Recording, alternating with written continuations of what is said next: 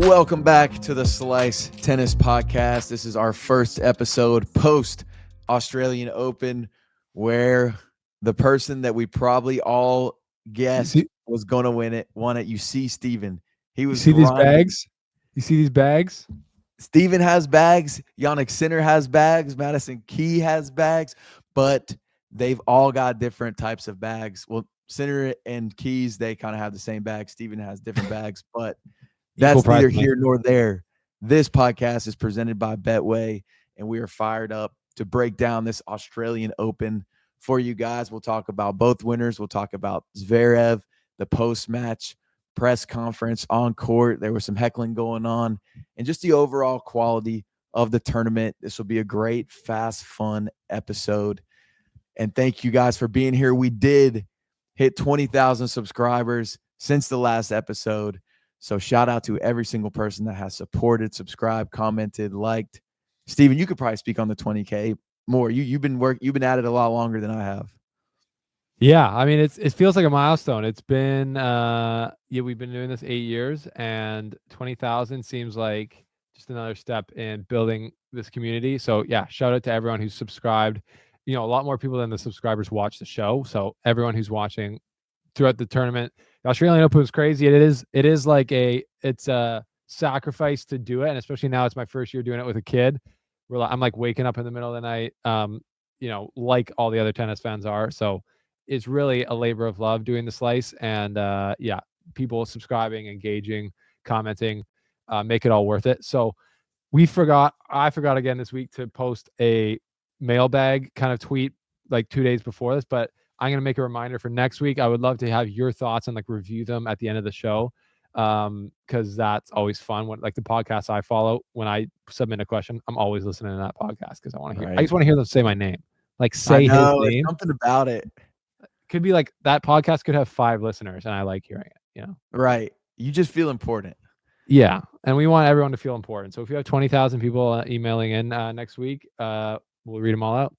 We will add, yes, and that is a promise. If 20,000 people email, we will literally do, and however long that episode takes, 8 hours, 10 hours, 24 hours, we will live stream it. Yes. If we get that many. Facts. But I feel like we kind of know. I mean, your week had to have been even more crazy because you do have the kid. So that adds it all. It makes it that much tougher.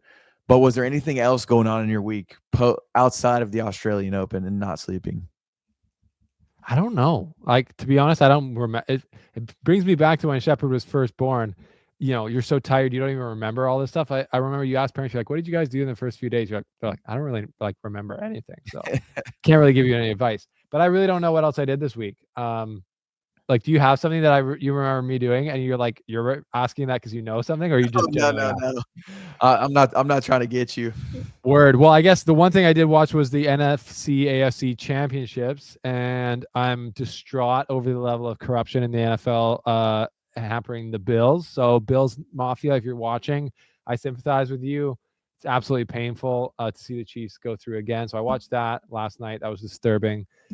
And then I was just waking up in the middle of the night to watch tennis. To be honest, I didn't do it that many times this tournament.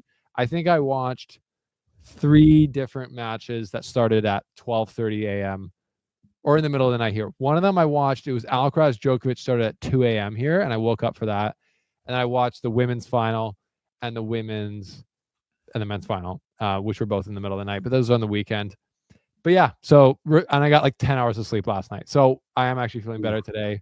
Had a good recovery sleep at the end. So yeah, but JP, how was your week with football, with the Australian Open? How many times did you wake up in the middle of the night to watch a match, if any? Doesn't have to be any. I don't want to expose you. Most of my watching came in the early hours of the morning of just getting up, say at 5 a.m. or 6 a.m. So I'd miss the first set of the last match. Djokovic Alcaraz, we talked about in the last one. I was up, I saw everything. I saw the last game of the first set and then the whole thing after that. So I was catching all those matches, and then I would go and rewatch some of the reruns that would just be easily accessible on the different apps. I won't say all the different apps because we love one specifically. Correct. And I was using that one the most. But at some of these gyms, there's TVs on. They're not as smart. They're not as privy to what we use. But we will get to that. Yeah, a lot of football. This is the time of the year. I'm going to New Orleans next week, which I guess we need to figure that out too. But going to New Orleans Monday to Friday. We've got some fun little interviews lined up, and I've never been to New Orleans. I actually don't have a desire to go to New Orleans other than the food. But other than that, I hear that it's very dirty. You get your wallet stolen on Bourbon Street, and it's just not like it's not a family friendly tourist place. But to all the New Orleans listeners, I love the culture. You want to talk about pride, Stephen? Louisiana, they have pride in Louisiana. Lil Wayne. Lil Wayne, I mean, they got a million like beast athletes, but the guy, like Louisiana people, especially LSU fans, it is a fan base unlike anything you've ever seen. I would love for all the tennis fans to be able to go to an LSU football game at night wearing a color just different than LSU's colors. Yeah. And they would be shocked at the amount of words that get said to them, even if they're not supporting the opposition. This is like a different color shirt. It's just like a random red shirt. They're like, it happened to me. Like we were there for work, and I'm a South Carolina fan. They were playing. It was LSU versus Florida, and I'm just walking, and I have on like a black shirt, so neutral. Neither team's wearing black, and this guy, excuse my language, everyone, if your kids are watching, bleep it out. He's like, "Hey, what team you pulling for?" And of course, right after he says, "Hey, bitch," I'm like, "Yo." Like first miss, to never reply to that. And then I was like, "Oh no, my team's not in it. Like I'm a South Carolina fan." "Oh, all right, you good for now, but your ass is next when y'all come here." I'm like, "Oh my god!" But I respect it so much. Like that's what I want walking into an away team environment. That is, yeah. I respect that. I do. It's like people who live and die for their team. It's like a lot of people are like, "There's more to life than sports, bro." It's like, yeah, we know that. But this is one of the only things that brings me true joy Exactly. or pain. So much pain. In the hands of Bills Mafia this week, it would be pain. I like, as Dave Portnoy said it best, I don't know how you could get out of bed this morning. So much pain. I mean, the Gamecocks, they've lost 3 basketball games. We've lost more than 3, but we lost to 2 top 5 teams. One of those games, we lost to both of them by 1 possession. One of those games, the only time Florida was leading was on the game-winning basket. The other time, there was some bullcrap calls at the end of the game. Free throws happened. We lost. And it's just like pain after pain after pain. And luck, thank God I'm not a Bills fan. I was pulling for him. But if I was a South Carolina fan and a Bills fan, I might not be here right now. Yeah. I'd have to go to Tennessee to make sure, put you on life support. Like that would be crazy. Oh, but man, that'd be crazy. The week was good. It was an entertaining week. And I believe we have our best bet. Maybe Felix is back in the action. We do have a best bet. The podcast is presented by Betway, and maybe JP can do the read as I'm pulling this up because I forgot because we were so enthralled in Bills Mafia talk, which I love the term Bills Mafia. It's just hilarious in general. I know. Great fan base. There needs to be a tennis tournament. I guess it probably would happen in Australia, but for those of y'all that don't know, it's actually they kind of banned it now, but Bills Mafia, they're known for jumping through the tables. Get up, jump up on the truck, set your table up, smash it. I love it. So we need that at a tennis tournament. But best bet of the day presented by Betway. Hit it ace with Betway and get a free bet up to $200 if your first bet loses, plus 50 bonus spins no matter the result. Scan the QR code on the screen or click the link in the details section to create an account and redeem your welcome offer. Offer is only available for new customers only.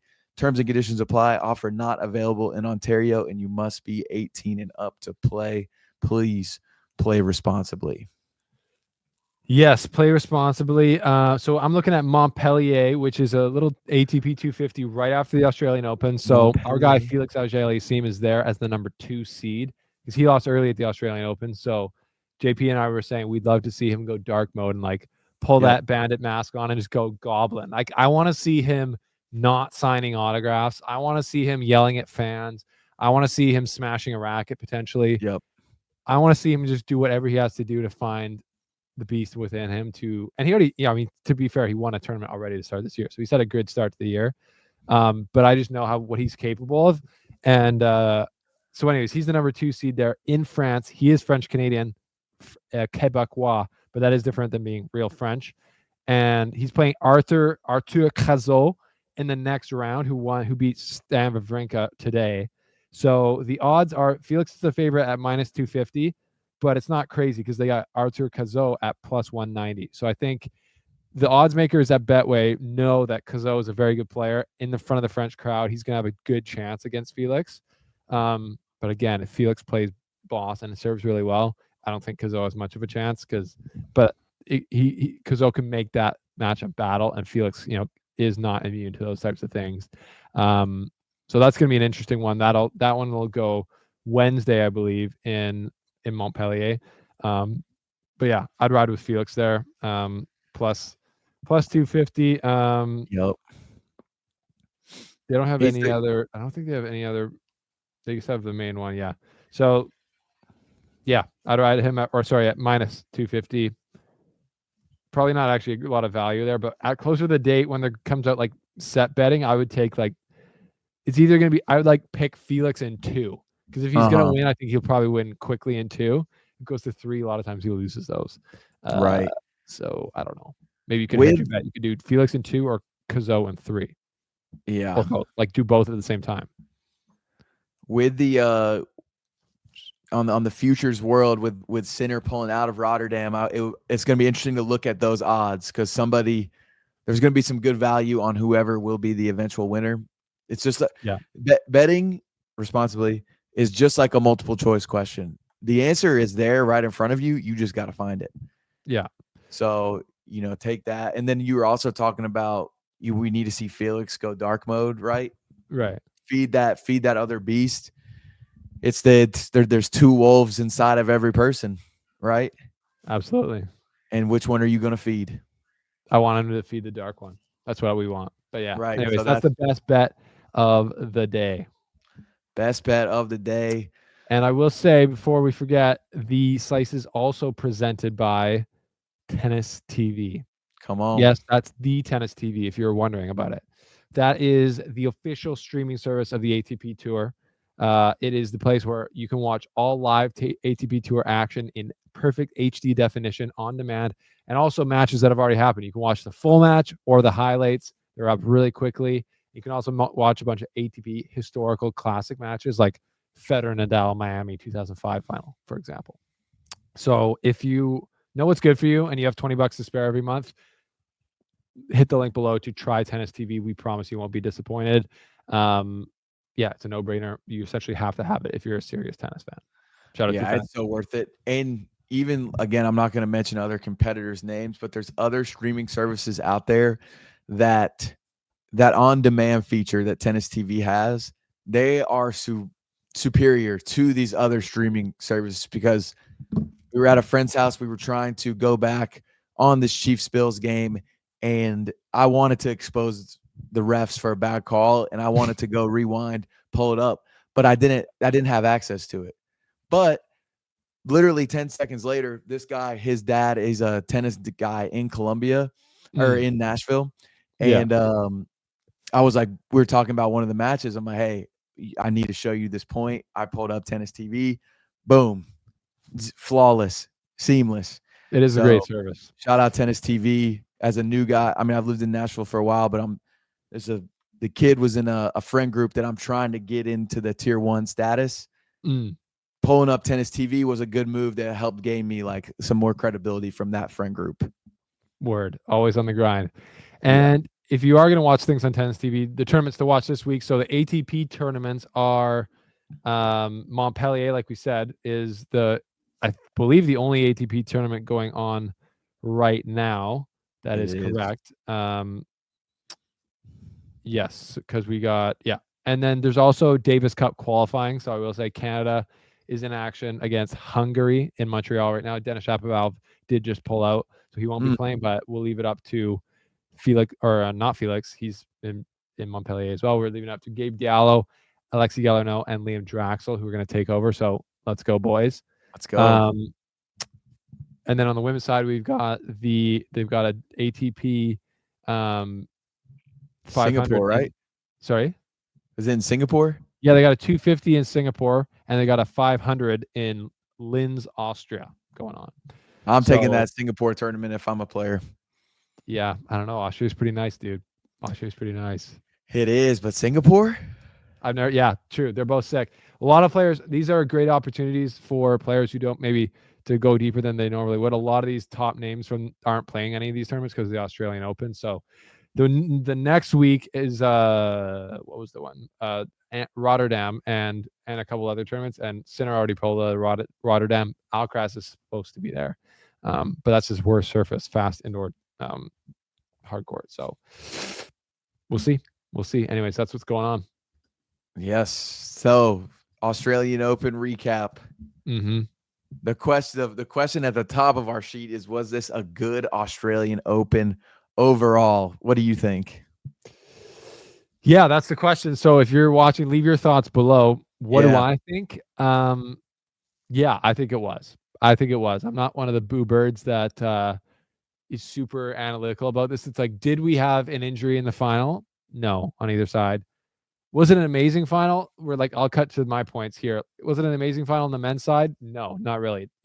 I wanted more from Zverev there. I thought that could have been a closer match. Mm-hmm. But we also got to see Sinner win his second Australian Open and solidify his era at the Australian Open. Right. So that's cool. You got to respect that. Unless you're Pavi G or any of the other Sinner haters that think everything he does is illegitimate, then I would just say bad 2 weeks to be Pavi G. Friend of the show, but bad 2 weeks. Djokovic goes down. Sinner wins the tournament. Kyrgios loses in the first round, and Zverev loses in the final.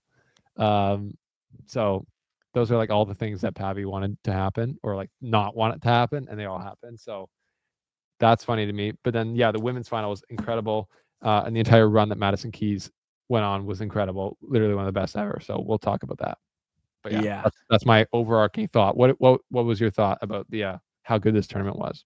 I thought it was awesome.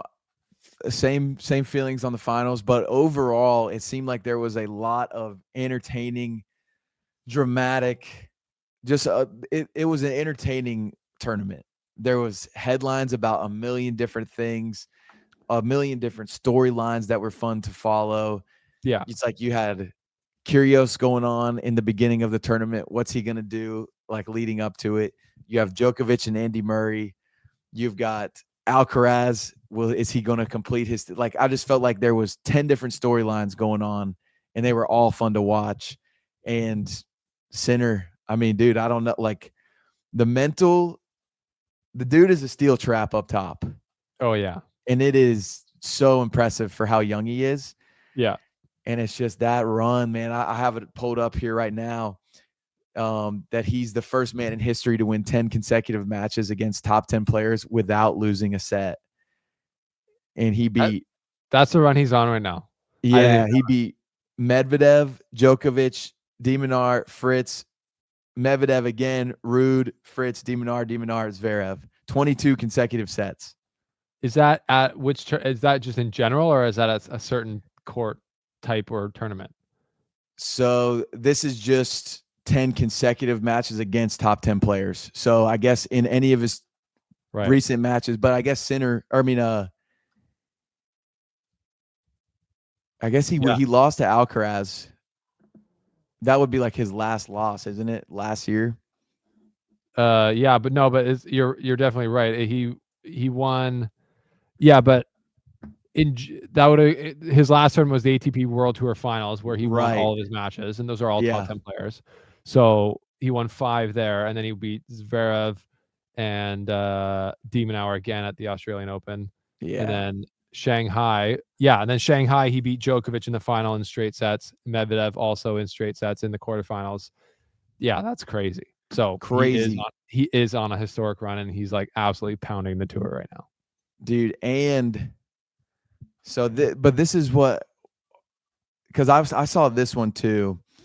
Since Vienna, this is right. Since Vienna 2023, Yannick Sinner, this was like not quite at the final. So I think he's like 61-2 on hard court at the ATP level. And then, but both of his losses are to Alcaraz, Yeah. which is just nuts. Like 61-2 in hard court. He is the hardcore king, and that's like what I said at the end of the tournament. Is like he's like the new Djokovic down in Melbourne, like winning Right. 2 in a row, hard to do, and he's so similar to Djokovic in the way he plays. So you're literally looking at kind of just like a modern Djokovic that has, I would say, a little bit more power. Like his forehand's just a little bigger than Djokovic's ever was. Right. Obviously, he doesn't have like, I'm not saying he's greater than Djokovic or better than he was, but like he's like, it's always like an evolution. You feel like there's like an evolution in the sport, and he's Yeah. little taller, not as strong, not as coordinated, not as flexible, but like, he's starting to make up for those things. It seems like he's like growing into his body, and that's been the big thing for 2 years now, where like he hasn't grown into his body where Alcaraz has somehow. But now I think he, like, watching this tournament, to me, he looks doesn't look so scrawny anymore. He looks Right. and him going in and out of these corners, sliding into shots on both sides, and how quickly he bounces out of them. It's like, dude, me and you would be on the ground. Like we'd be getting No, carted out of there. and just how hard he hits it when he is off balance. Correct. You're like, what is gotten into this man? Yeah. But no, he was, I mean, in how many times like after a Grand Slam final does the other player just openly admit he's better than me at every single thing except for, in Zverev's case, serving? Yeah, I felt like Zverev's post-match thing was a little more depressing than it had to be. Like I was like, in my analysis afterwards, I was like, you know what? If you're looking at this as Zverev, you got to have your head held high. Yeah, you didn't play your best in the final. I think that's true. You also played a guy on his best surface, now his best major, on a historic run, and he's the number 1 player in the world. You got to look at it from like, I'm the number 2 player in the world, and I've slowly built that base of points to get to the number 2 in the world throughout all of 2024. I've played a great year. I've been in 2 of the last 4 major finals. So I'm right there. I'm like next up. And if I keep playing like this and putting myself in these positions, I'm going to win one. So right in the moment, I totally get being depressed and like sad about it. Like Arena Right. Sabalenka smashed her racket right after, which I loved. And I get it. But, from my perspective, Zverev's in a great spot. And, if him and Sinner are playing in the final of the French Open in a few months, like if I'm Zverev, I love that matchup on the clay. Zverev, in that moment too, it's not even so much that he's thinking about that match that he just played. He's thinking about the 3 losses total of just like, gosh, dang it, man. Like if I do make it again, I'm most likely going to have to play Sinner or Alcaraz. And yes, my game is better suited against Sinner on clay, but is it better suited than Alcaraz? It's like, he's probably Yeah, a just lot of thinking, it's like generational depression. It's like I had to go against Djokovic, Federer, or Nadal, and it was always one of those guys. They've literally left essentially, and now it's got these 2 new guys who are both beating me in major finals and are both absolutely lethal on different surfaces. I can't win. I literally cannot win. because it's, I mean, you get the feeling, I mean, obviously he's number 2 in the world, but like he seems like a very hard worker. He's going to do whatever it takes to keep his body at the right level. Like he's putting everything he has into it, but these guys are just like naturally better. And it's like, Yeah, I would say that Sinner and Alcaraz, I think, are naturally better. And but it's also like I've always talked about this, like they started in a better time in their careers than he did. Like he started for sure. when the big 3 were all pretty close, like they're pretty much in their prime still. And so that early belief matters. Like I think if Zverev had Right. won the 2020 US Open over Dominic Thiem, and then maybe he would have won another major since then, and like he already had that like attitude of like, I'm a major winner. Maybe he Yeah. plays better against them in the big moments. But then again, Medvedev did, and he's losing to both those guys now too on the Right. bigger stages. So It's yeah, important to know it's possible. yeah, and he doesn't know what's possible because he's never won a major yet, right? So Exactly. Medvedev even like won the US Open, and then he beat Sinner last year in the Wimbledon semifinal. So he's like, Right. oh, and then he's beat Alcaraz in the US Open semifinal as well the year before that. So he knows he can beat those guys, and he also knows he Yep. can win a major. So he does have more belief, and it really matters in the big moments, like how much And belief you have. Yeah, even just the conversation around it. It's like when you see Medvedev going into play against Alcaraz or Sinner, there is a part of you that's like he could do it and he believes he could do it. Whereas with Zverev, the first thing in your head is like, I don't know if he can get over the hump. Yeah, man. It was. What did you see in that match or the highlights? Because like just from it was crazy to me. And like my preview, I was talking about a lot about the serve and return, and Medvedev or Zverev does have a bit better serve, but like because I was looking at all the serve ratings on the ATP Tour site, and like Zverev's kind of like on the average of all these points they track, he's the number one, but Sinner's like the number two. Like it's like he's Right. right there. It's not like a huge difference, but then to me the main difference was the forehand quality. Like the Sinner forehand was destructive, and then that's like Zverev's weakness. And I kind of didn't put enough emphasis, I think, on my preview on like how much that could get exposed in the final because it Yeah. did. I just wish there was a way to somehow simulate that final and take Zverev and exactly how he played against Sinner, and you just put somebody on the other side of that net, and like, what would the score be if he played the exact same match just against another player?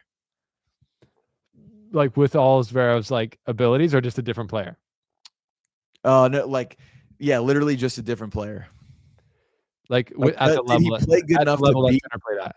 most people? Yeah, yeah. I think he's probably beating everyone. Yeah, I don't know if it would look the exact same because I do think right. It's different matchups. like it did look like that's the crazy part, and that's a good question because like okay, if Alcaraz had gotten there, his confidence would have been high because he'd never have gotten that far at the Australian Open. Because Sinner did look like he was a bit slowing down in the second set, like he was Mhm. physically. I was Right. tweeting, I was like, just make it. If I'm Zverev, just make balls, make it physical. Make it Um, long, because it could have like there's the crazy stat is Sinner's never won a match over 3.5 hours, which is which nuts. is nuts because he's won a ton of Grand Slam matches, and like he plays fairly quickly, I guess, and other people haven't figured it out. But like because Zverev was like had less time on court and physically like he's just a thicker, bigger guy, and like looks Right. could have played for 6 hours. So yeah, I think Sinner's still beating probably everyone.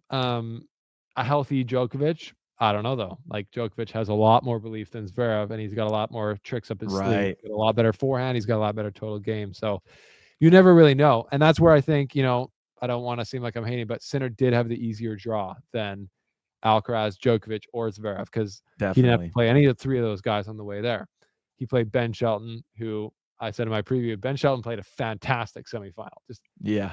Just delightful tennis from Ben Shelton's perspective. Lost in 3 sets easily.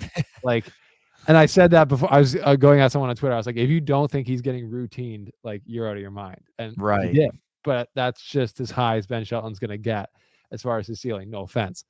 Like, Right I think now, he's young. He's young. I know, but but I think like Tommy Paul, for example, has a higher ceiling still than Ben Shelton because You he's think got, so?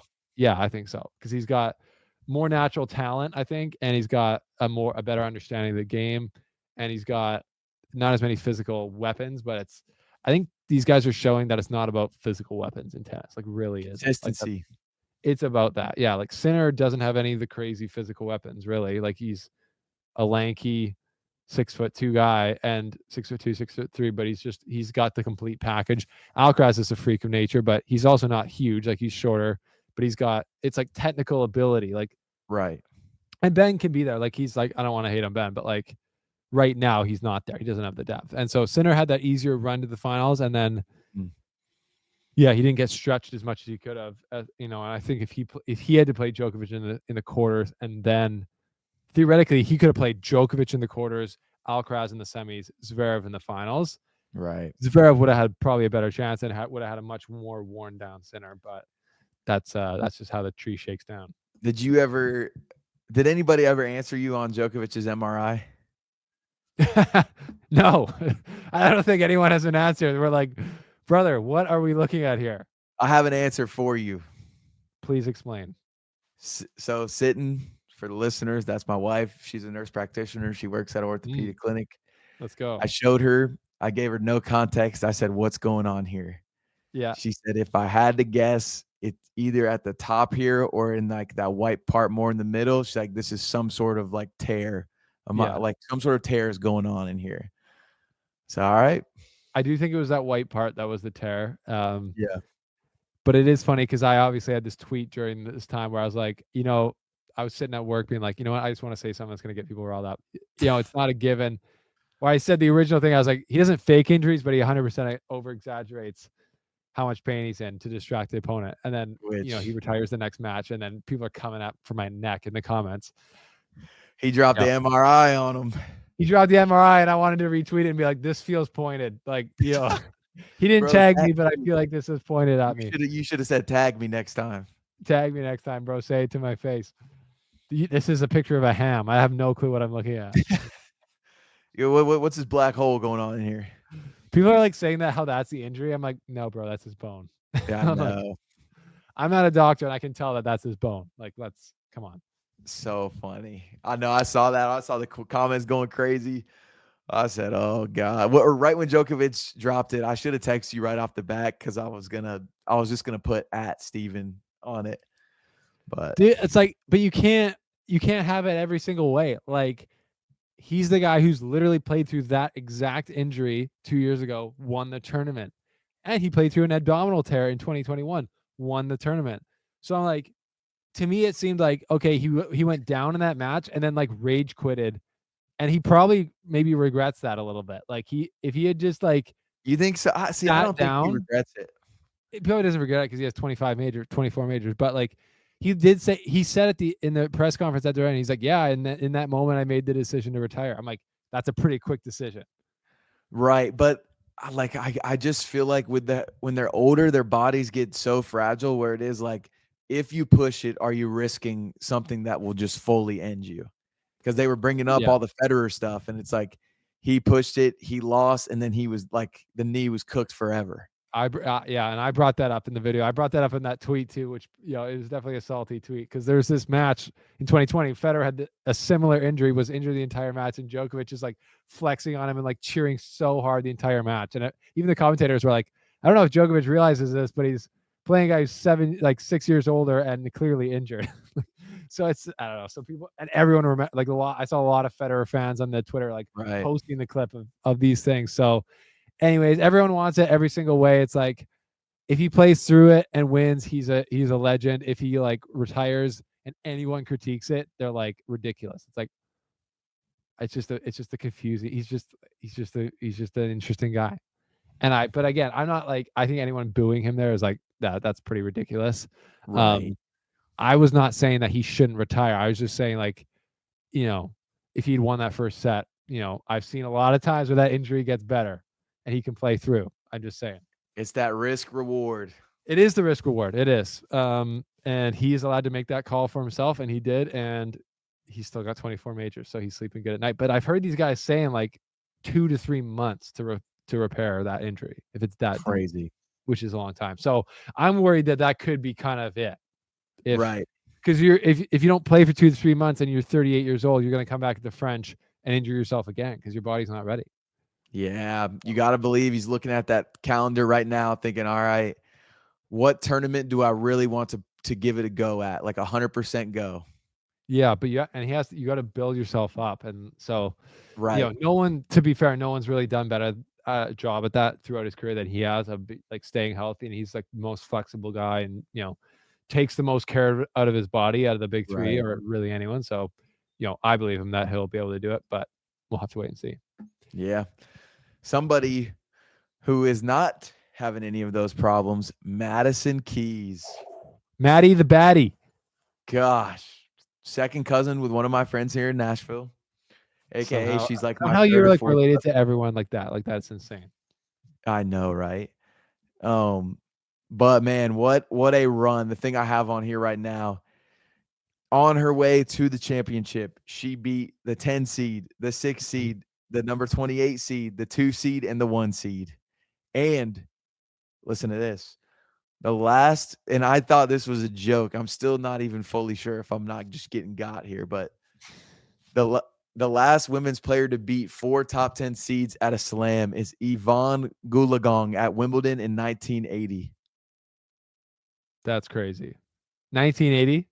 Yeah. Yeah, 4 is just an insane run.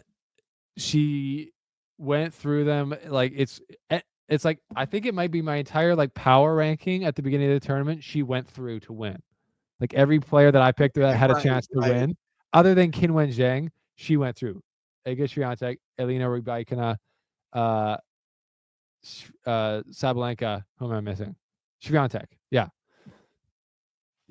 Yeah. every player she went through, and it couldn't happen to a better person. Like I mean, I it was so cool to see the response from literally every single person on tour, on Twitter. Like every single person was fired up for her, and I feel like that says a lot about her.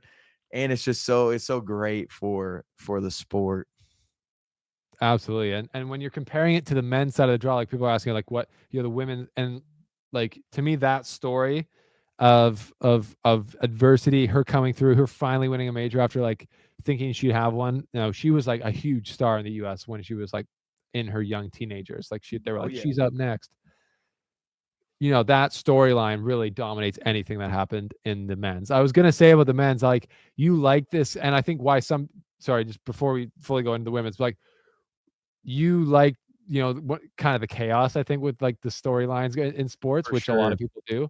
But a lot of people look at like the men's side of the draw and was like the only storylines was the chaos. Like there was no real Definitely. epic matches on their side. The best one was probably Alcaraz Djokovic. And even that for their matches was not a super high level. Right. Um, so there was like it was like the off court stuff was the main story of the men's side, but on the women's side, conversely, you had this epic final, great match from Madison Keys. She wins.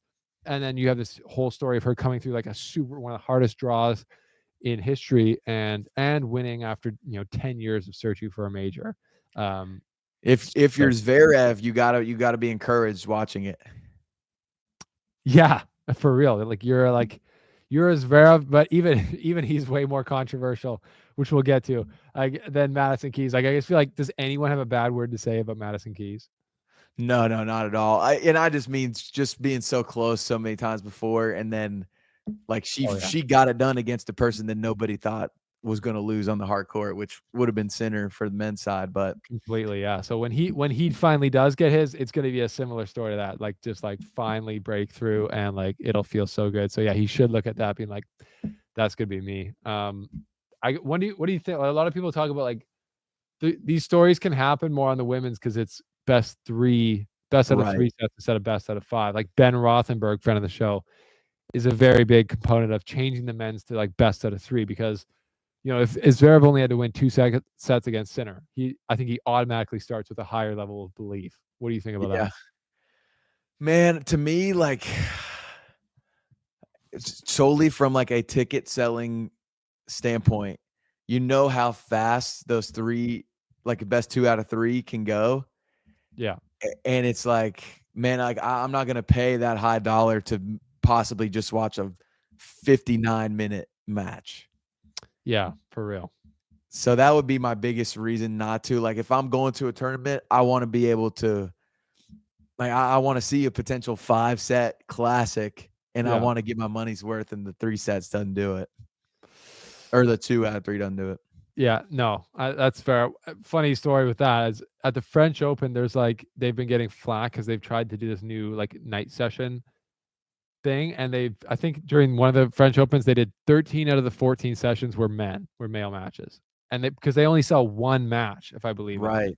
So it's like, and I went there and sat up in the top seats, and it was like €100 for the ticket, which is like $200 Canadian at least. Yeah. And I got the only women's match of that year, and it was like a 2-set beatdown. It was just like a terrible match, and it was like, yeah, all this money, and I could have seen like Alcaraz versus the next night. I actually went back. I saw Alcaraz versus I think Sebastian Corda, which was also a beatdown, but it was a Yeah. 3-set beatdown Right. instead of 2 sets.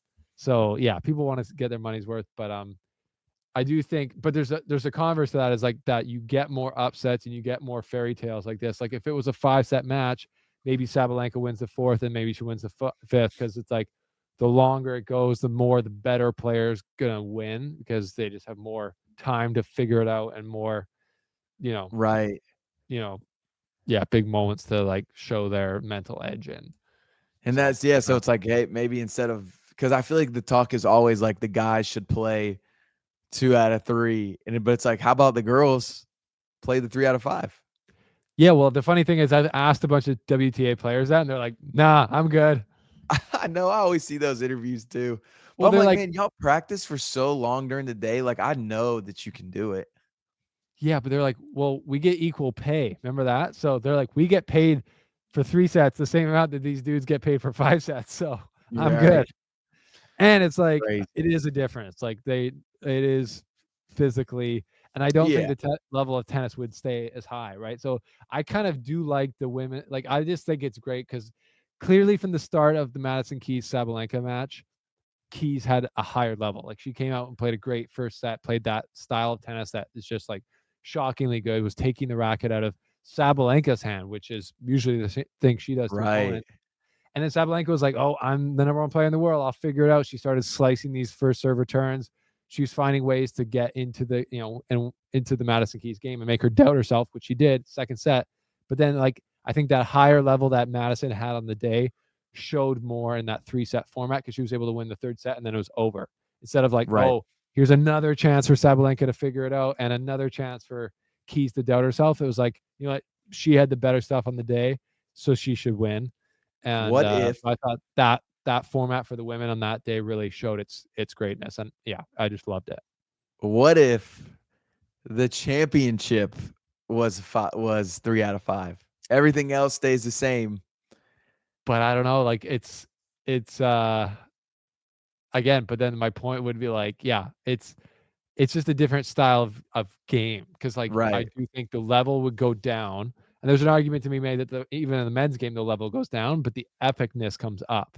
right. So that's, I mean, that would, the same thing would happen for the women. Like they would start moving less well, Yeah, and these rallies we just get like pretty like, because the main difference between the men's and women's game is not how hard they hit it. Like oftentimes the average Sabalenka forehand is like harder than the average male. right, And we talked about this before, but their movement is way different. Like the men are much better movers, on average, or just I think the worst male is a better mover than the best. Like it's just like a different thing, right. which is fair. So like as time went on, the movement would get even worse, and then I think some of these rallies would never end. Like they would just be like, Mm, but it would be fun to see, and that's what like, some of these men's matches get pretty greasy by the end as well. Like Djokovic versus Nadal, they can't move. Like if you right. watch the level of that fifth set in Australia when it was like 6 hours compared to the level of the first set, it drops way down. But then you don't really care because it's Your just like, heart, it's oh like yeah, as a fan, it's like, "Okay, this is all heart that's out there right yes. now." And So that's yeah. what we connect to. So would you like that? Like and I know, yeah, viewers, like let us know what you think. Like, would you like to see the 5 set in the women's like final or like semifinal or quarterfinal level on? Like, Right. but what do you think, JP? I mean, I'm all on board for it. I don't know whether it would be like a finals and on, or I think honestly, I think what you do is you would start out just the championship is 5 set, and then if it ends up going really well, then you could do like maybe the goal could be to get to quarterfinals and on is this. Yeah. And then maybe they would want like the men to also be 3 sets until the quarterfinals. Like I've heard that a lot. Exactly. Like Um, I think it's a great way. I talk about even in the playing field of it all. It's like could be a yeah. But I think the 5 set it's so great. Like you see these like two it's sets to epic. love comebacks first round. Like The the tie majors are some of the breaks, like spectacles of all of sport, like these majors. I just really think you shouldn't change them around too much. yeah, no, But I yeah, I feel think you. for the women, like the 5 setters could be interesting in the later stages. Um, so that'd be, I don't know if it'll ever happen, but I would be down. I would be Fun down. idea.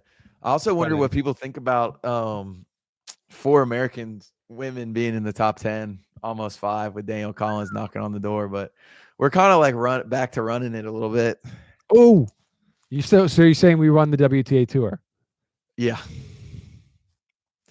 I mean, Hey, thank name God another it's nationality taken that's enough won a time. major this year. Sorry, Name another nationality that's won a major this year. that's a good point. That's a good point. Madison Keys is now the flag bearer, and she's not even one of the ones in the top 10, is she? Or I guess she is now. She is now. She's Of number course, 7. yeah. Of course, yeah. So yeah, no, American women's tennis is in a great spot.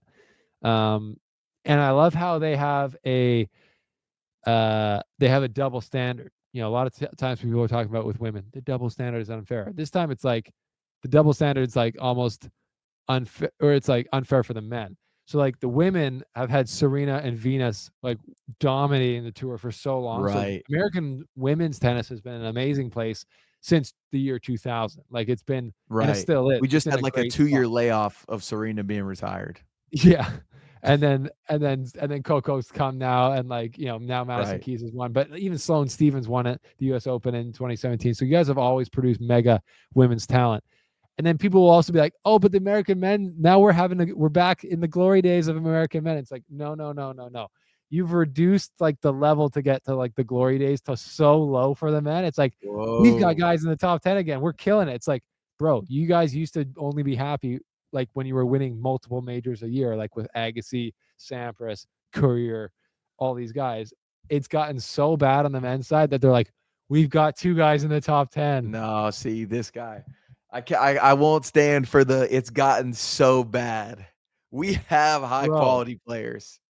yeah, yeah, you have guys who are Oh, professional tennis fudge. players. Can you What still see happened? me? Yeah, yeah. My monitor came unplugged. Hang on one second.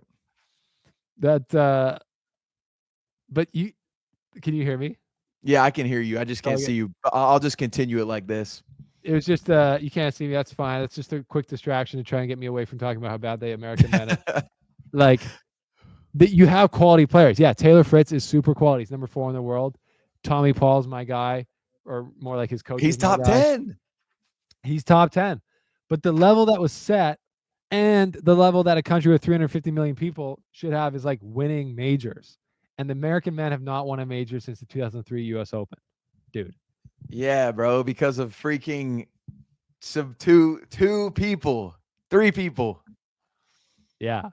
Well, now it's 5 people. It's Alcaraz and Sinner. Another couple of Europeans taking over. I I don't want to keep know. talking about the women, but I will, or the men. But I would say they have a double standard there. The women are like, if we're not winning majors, it's bad. And now the American women are still winning majors. So I completely agree with you. American women's tennis is at a great spot. Who do you think the next woman is that's gonna win a major? Because I mean, is it just gonna be Keys at the at Wimbledon? No, I think Coco is going to be the next one to win a major. At the French? Yeah. No, not at the French. Not at the French. I like her at the French though. I mean, she's gonna have to go through Iga. Right. That's the thing. I can almost guarantee you an American is going to win the U.S. Open. Just And yeah, I mean, they got a little Coco taste won of it. it. Madison Keys will be right there. Exactly. Jessica Pegula's family will be like running the entire event. People sleep on Navarro's family. Oh, true. Just a couple billionaire daughters. Navarro is lucky that she's kind of avoided the slander so far. Yeah, Neither of but them she's does. caught it a bit. She has. It's getting there, but Navarro's fun, man. I enjoy it. Like I She, feel like to be she honest, she does a good. deserves it more to me than like she seems like a little bit of it. She doesn't really, to me, have the personality that like Pagula does. Like Pagula seems so cool. Like you could drink a Pagula's beer with got the her. And humor. she's got the humor.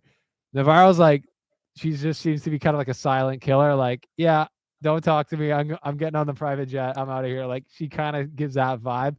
Right. And Navarro, for some reason, seems like a last name from like a bunch of like movies where like it's like an evil character, like usually with like the cartels. I think the Navarro cartel is a cartel, but Yeah. not saying there's a connection. No, I mean I like her social media though. I feel like she does some little fun videos, Yeah, but it's not fair to get to catch any strays for them, but it does happen. But no, I agree with you, dude. American women run the WTA now, and I'm happy for you guys. Really, I am, because it's been tough. it's been so tough. Like we just had those couple years where we just were struggling, and now we're back. So at the end, as the dust settles, I think we've kind of given like a good. Oh, we never talked about Zverev's speech there. What do you think about what True. happened at Zverev's speech? You saw the latest conspiracy. That Ben Rothenberg was sitting right in front of her. No, but Dang it! before people try to get on me, I do not believe this conspiracy. But the conspiracy is that she was a plant and that She yelled it out, but somehow the photographer in that quick moment in the whole arena was able to spot her and grab that clean photo of her. Yeah, I mean, it did go on for like 15 seconds. I'm just saying. Wait, so what do That's you the think that conspiracy. the plant was like they put her there so that she could get photographed? Yeah, so they put somebody in the stands to call Zverev out. Well, they could be our friend Ben Rothenberg. Like, he could be paying her to do that to get his articles read more. Because there was, and now did you see the very mean tweet about Ben Rothenberg? I don't know. There's so many sharp angles to this story. It's crazy. Even like the description of the lady who's yelling out. Like I saw a tweet that was just savage, right? It's just like, Bro, yes, it's so savage. And again, I don't agree with what these people are saying, but I'm just reporting news. I'm reporting correct. the Twitter He's news. a journalist. Yeah, that's all. The Twitter news, somebody tweeted, they said, "Oh, something like, oh dang, at least Ben Rothenberg got his girlfriend pretty good seats to the tournament." I said, "Oh, That's tough. That's tough. Another tweet I saw was like, yeah, I can't even say them. They're so bad. But the conspiracy I thought you were talking about was you could see Ben Rothenberg, someone that has hair that looks like Ben, right in front of this lady. You can't, and Twitter's insane because they're like, oh, that's Ben sitting right in front of her. I'm like, you can't even see this person's face. You have no clue who it is. But they're like, anyways, I don't know what happened to her. I got to read Ben's article. So, anyways, for those of you who don't know, that lady was yelling during as Zverev started his speech. Australia believes Olia and the other woman's name, two yeah, women that have accused Zverev of domestic abuse. Both have been settled in German court, and I believe no wrongdoing has been found in both cases for Zverev. He has settled, so there's I don't know. I'm just going to leave it at that. I do not condone domestic abuse or violence if that did right, happen, but they've both been settled. And anyways, relationships are super complicated, and I don't think there's a lot of these complicated things where people get accused of stuff when they're rich, famous athletes, and et cetera, et cetera. It's a very go read. I always say I'll give Ben the fair credit. Go read his articles. They're very well in depth, but they are one side of the story. yep, But a lot of people don't like Zverev, and he has done things where you could see him like he's smashing the umpire's chair while the guy's sitting in it. You're like, okay, there's definitely some this guy definitely does blackout rage sometimes, but right." he's trying to do his speech, and this lady's yelling out, Australia believes Olia, and this other person, like 3 or 4 times she screamed it, and everyone heard it. Very awkward, embarrassing for Zverev. But then she was getting booed and clapped to the stadium by all these Australian people. So maybe her point didn't stand up that all of Australia believes him or them. Hey, right, and that's the part that frustrates me the most about those types of actions. Mhm. I'm just like, what is the goal of it? Like, what your hope was to do what? Was Well, the hope I to think embarrass Zverev, and that was the unfortunate thing is like that's like mission accomplished. but was it? Because it's like everybody booed her, and it's kind of just like raises him up some more. Yeah, no, that's true. I think that's a good point because I think everyone had their mind made up before that. Right. Who were on her side, like the people that hate Zverev because they believe that story. Nothing's going to change that. There's a lot of people who don't really know the story or don't, they like might see the headline. Oh yeah, he gets, famous player gets accused of the stuff. Right. And then they see him getting heckled and they feel bad for him. So they almost like make him more popular in that moment, I think is your point, which is true. Yeah, because right, like it just cracks me up because the people that want to do these things, especially like in today's world, I feel like they accomplish the exact opposite of what they were going out to do. Oh yeah. Like the climate And protesters yeah, throwing so the stuff on the field. No, yeah, that's true. So that was a bit of I mean, the better parts of that whole ending was like if there was any like sweet part of the story, like the women had such a good story at the end of the tournament. Like Sabalenka smashing her racket was funny. A lot of oh people thought yeah, were like criticizing it, but I was like, I love like that shows how much she wanted it. Like if right. And I'm everyone's just like, like happy afterwards, it's like, did you even care? and it's like, hey, the number one persons whose feelings would matter in that moment are Madison Keys, and Madison Keys did not give a crap about it. So why do you care?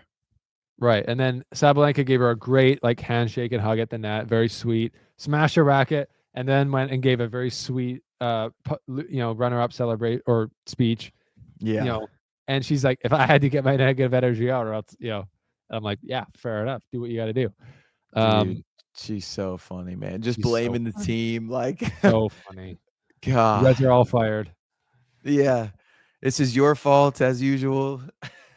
That is so funny. She's a gem. She's literally one of the treasures of tennis. And then in the men's side, like that, I thought it was very sweet. Like Zverev was obviously very dejected afterwards, and Sinner's like holding his shoulders, being like, "Bro, it's okay." Like he's like talking to him, and yeah, Dude, I I don't know thought, how I would feel about that.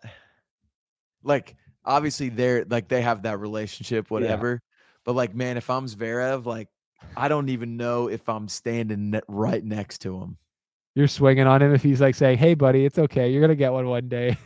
Like, man, I would be like, in the moment, I get emotional in those types of things. Yeah, Like, if I truly lost that Grand Slam, like, the last person I'd be trying to stand next to is the guy that just beat me for it. And I know they do it at the end of all these tournaments, yeah, but like with Zverev's backstory of it all, like losing in major finals before, I just feel like I'll be a little bit more off to the side, like head down, just oh my god, like and the runner up is JP Hovey. They're like, wait, where is JP? He's like in the corner of the whole arena, just staring at the wall, like just like this. He's like, I'm not looking at anyone. I'm sending somebody else to grab the trophy for me. He's in the locker room, just breaking all of his rackets. Gosh, because it's like Michael Chandler. He has a great one. Like for those that don't know, Michael Chandler is a UFC fighter, and in the past he has been criticized for like, hey, if when you beat somebody, why don't you go and like shake their hands like some of these guys do? He's like, because I know if I just lost my fight, and in my losses, the last thing I want to see is the person that just literally beat me up in my Yeah, face telling me like it's all good, it's okay. yeah, Like I want my space. I know that they might have good intentions, but give me my space. Let me process this myself and let yeah, me just like sulk for a second, yeah. Word. which I like. Yeah, no, I get it. You can't be too judgmental of people's emotions in these big moments. But Right. to summarize the podcast, Yep. in your perspective, was the women's tournament better than the men's tournament in the grand scheme of things? Yeah, the quality was way better.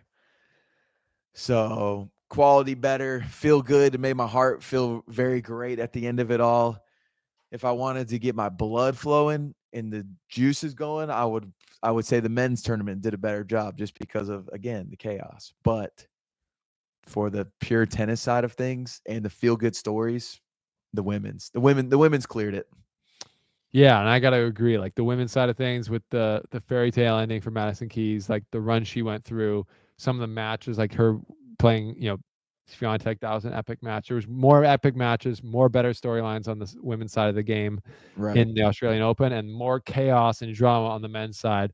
So make of that what you will, but in general, I think the Australian Open was a great tournament. It always is. It's kind of impossible for these to be bad tournaments with the amount of Right. talent and personalities and storylines in the game we have today.